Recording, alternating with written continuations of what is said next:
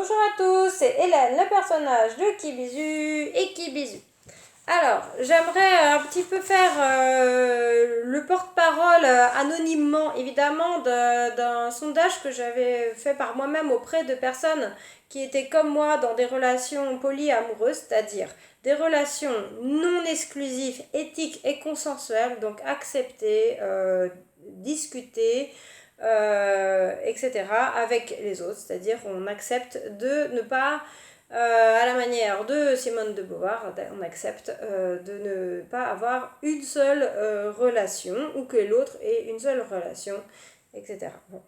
Après, il y a plein de variations possibles, d'accord, en couple, pas en couple, etc. Enfin, bon, je vais pas revenir sur toute la définition, mais le sondage, il était fait surtout sur les remarques négatives que les personnes polyamoureuses entendaient dans leur entourage lorsqu'elles faisaient, si on peut dire, leur coming out. Je mets bien entre guillemets, c'est-à-dire plutôt qu'elles, va dire, assumaient en privé ou en public avec d'autres personnes le fait d'être poly. J'avais représenté ça déjà dans les épisodes de Poly.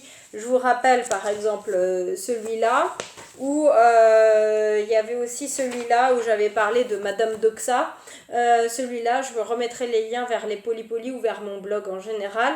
Voilà, où les gens correspondants, si on peut dire, à la doxa, voilà, font ce qu'on attend d'eux, si on peut dire, et quand on ne fait pas qu'on fait un truc qui sort un petit peu de l'ordinaire, tout même si c'est éthique et consensuel, si on peut dire, entre les personnes concernées, ça va déranger. Bon.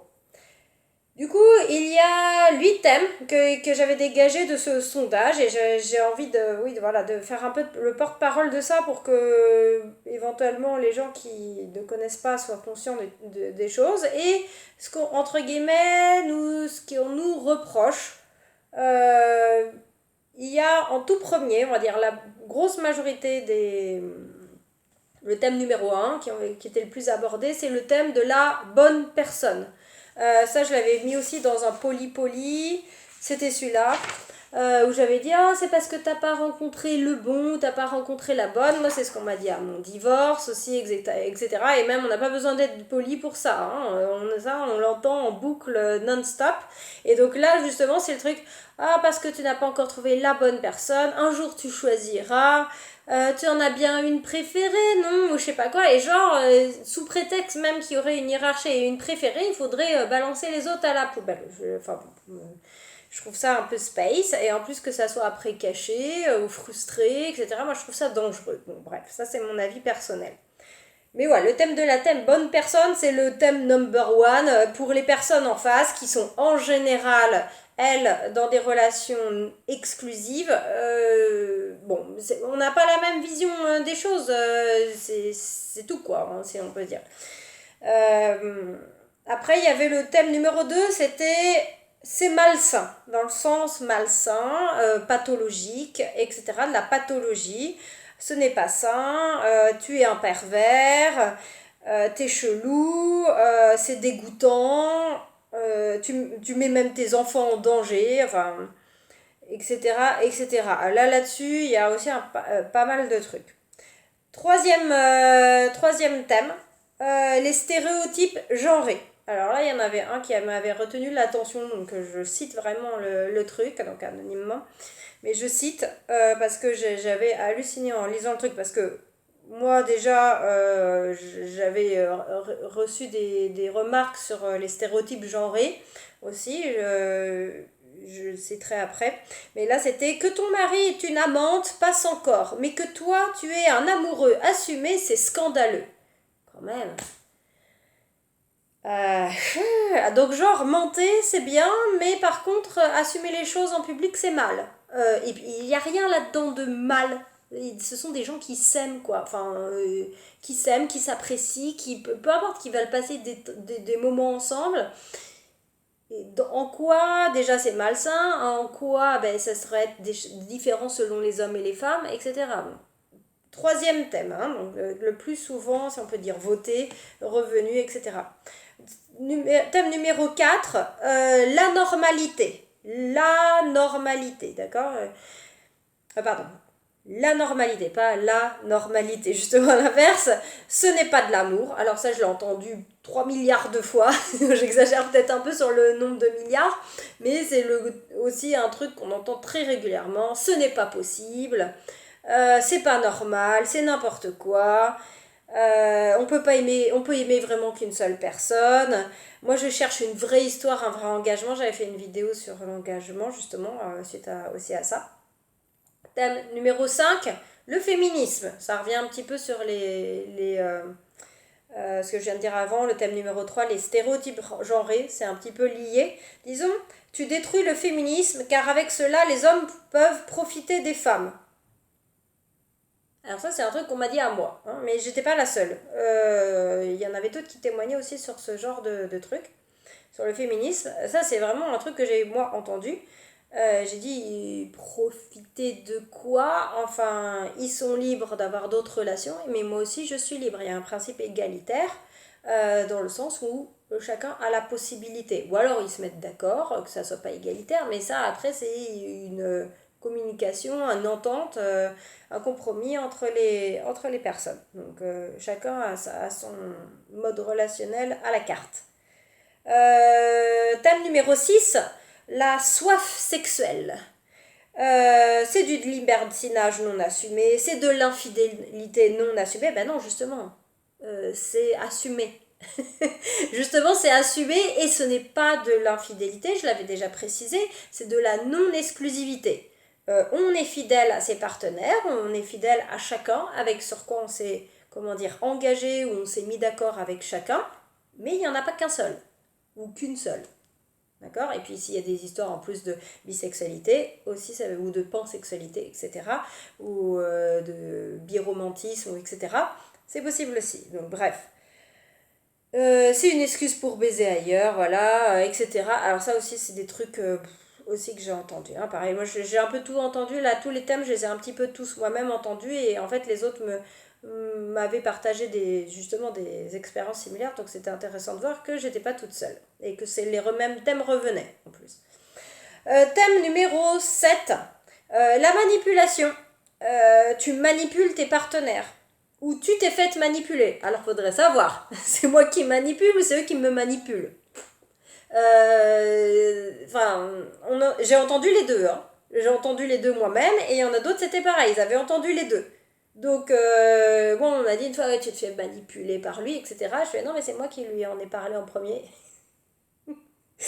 Donc là, j'étais morte de rire, hein, parce que on me disait que je manipulais, qu'il me manipulait parce qu'il voulait plusieurs partenaires, je sais pas quoi. Et je dis non, mais c'est moi qui lui ai proposé. Donc, bon, enfin, n'importe quoi. Et en plus, il n'y avait rien de manipulateur, vu que la manipulation est basée sur le mensonge. Et là, il n'y a pas de mensonge, justement. C'est quelque chose d'assumé, ouvert, discuté. Donc, manipulation, au revoir. Les gens se plantent complètement. Thème numéro 8, qui, on va dire, est moins polémique, selon moi. C'est pas pour nous. Alors, des fois, il y a là-dedans, si on peut dire, une empathie ou des trucs comme ça. Mais des fois, je trouve que c'est genre un petit peu genre aïe aïe aïe quoi. Ça dépend des personnes en face et de la façon dont ils le disent. Mais moi, je ne pourrais pas. Moi, il me faut du romantisme ou des trucs comme ça. Mais oui, mais on peut être romantique en étant polyamoureux. C'est pas l'exclusivité n'est pas liée au romantisme. Alors, dans le romantisme du 19e siècle, de l'époque, autrefois il y a 2 siècles, ou un siècle et demi, disons un peu plus, oui, en effet. Et quoique, bon. Mais disons là, c'est un thème un petit peu à la frontière entre je te comprends et c'est pas pour moi. Donc là, c'est, on va dire, moins jugeant, je dirais. Et après, il y a, comment dire, une série de diverses choses avec plusieurs thèmes. Donc déjà, on confond avec la polygamie des fois. C'est le grand thème de c'est la qualité qui compte. Sous prétexte qu'il y en aurait un, ça serait plus qualitatif que s'il y en a plusieurs. Enfin, je vois pas le rapport. J'avais parlé du puzzle. Je ne vois pas le rapport. il peut y en avoir qu'un et que ça soit tout pourri. Pourquoi j'ai divorcé, à votre avis? Ça a bien des raisons. Hein. Et puis, ils s'en parlaient des 60% de gens qui divorcent. Je parle pour Prague. On va dire les grandes villes comme ça, c'est en général 60% de divorce. Et encore, moi, je n'étais pas mariée. Donc, c'était une séparation plutôt qu'un divorce. Mais les mariages officiels, il y a 60% de divorce après. La plupart du temps, disons, allez, peut-être qu'on mixe avec d'autres régions, c'est peut-être 50. Donc, un couple sur deux qui divorce. Je pense qu'on parlait de ceux qui sont pas mariés, qui sont... Bon, bref, donc la qualité avec un, ça me fait rigoler. Ça va te passer, genre, oh, c'est une passade, etc. Ça, j'ai eu le droit. Et tu vas finir seule aussi. Bah ouais, bah, peut-être que je finirai seule. D'ailleurs, je suis seule, là, dans mon appart. Maintenant, aujourd'hui, il n'y a pas de souci. Ce soir aussi, je serai seule. Et il n'y a pas de souci. Après tout, avoir une personne dans son appartement pour le principe d'en avoir une, si c'est qu'il n'y a pas de relation avec et que la relation elle est toxique, désagréable, elle colle pas, quoi, elle marche pas, à vrai dire, j'ai envie de dire, faut mieux être seul. Enfin, on dit plutôt être seul que mal accompagné dans le cas. Moi, je suis pas seule vu que j'ai des partenaires divers. Et en plus, je suis on va dire en anarchie relationnelle, donc c'est encore une autre chose. Mais oui, bah, si c'est la peur de l'abandon, parce que là c'est ça, quand on nous dit tu vas finir seul, c'est la peur de l'abandon, la peur d'être seul ou la peur du jugement éventuellement d'autrui justement, de genre ah comment ça t'es célibataire toi, aïe aïe aïe, tu dois être malade, t'es malsaine, t'es ou je sais pas quoi, enfin tous ces thèmes là, voilà donc. Je récapitule les 8 thèmes, disons, parce qu'après il y a la section d'hiver, comme je vous disais. Les 8 thèmes. 1. La bonne personne. 2. C'est malsain. 3. Les stéréotypes genrés. 4. La normalité. 5. Le féminisme. 6. La soif sexuelle. 7. La manipulation. Et 8. C'est pas pour nous. Donc voilà, 8 thèmes. Il y a eu beaucoup de... Je remercie à tout le monde qui avait participé. C'était très... Je me sentais moins seule, déjà. Et c'était intéressant de voir même d'autres témoignages plus riches que les premières propositions que j'avais mises. Et je ferai un dessin, vous inquiétez pas, sur les remarques positives parce qu'il y en a aussi. Mais voilà, c'était celle sur les remarques négatives, donc c'était plutôt celle qui correspondait au polypoly, par exemple d'ici, que j'avais représenté en petite BD. Voilà, donc écoutez, à ceux qui entendent ces remarques, vous voyez, vous n'êtes pas seul, vous avez sûrement entendu les mêmes que moi, les mêmes que ceux qui ont témoigné. Vous n'êtes pas seul, renseignez-vous sur éventuellement des cafés polis, allez en discuter avec ceux qui sont dans la même situation que vous. Non, justement, vous finirez pas seul. Il y a des gens qui sont, si on peut dire, à votre écoute. Il y a aussi des psychologues qui sont psy-friendly, qu'est-ce que je dis, poly-friendly, etc., etc. Faites attention évidemment à ça. Faites attention d'être autour de vous pas trop de personnes qui vont perpétuellement vous juger là-dessus pour pas que ça vous fasse du mal, quoi. Restez avec des personnes compatibles dans votre entourage, votre galaxie affective comme j'appelle ça. Vous n'êtes pas seul et la prochaine fois je m'occupe de faire le dessin sur les remarques positives. Vous inquiétez pas, il y en avait aussi dans le sondage suivant. Donc voilà, mais pour les remarques négatives, allez, courage, on est tous dans le même bateau si on pourrait dire. Mais en tout cas, bravo à ceux qui assument la chose, qui reçoivent ces remarques négatives qui peuvent faire souffrir et qui ont le courage comment dire, d'assumer quoi, tout simplement. C'est pas plus compliqué, mais il faut du courage. Donc vous pouvez reconnaître ça chez vous, en tout cas ce courage-là. De ne pas suivre bêtement la doxa et plutôt vous écoutez vous-même. Voilà, vous écoutez vous-même. Vous n'êtes pas seul. Allez, à bientôt. Au revoir.